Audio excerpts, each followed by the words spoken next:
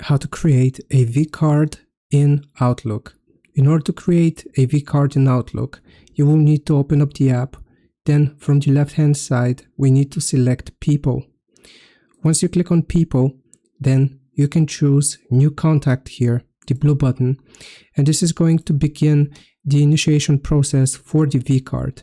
You can put the person's first, last name, you can put their email address, mobile phone number, company, categorize, and also notes.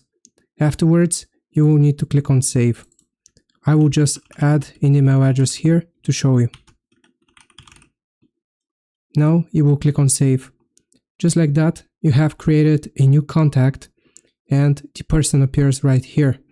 Now, if you want to get the Vcard, you will need to go and get the classic version of Outlook.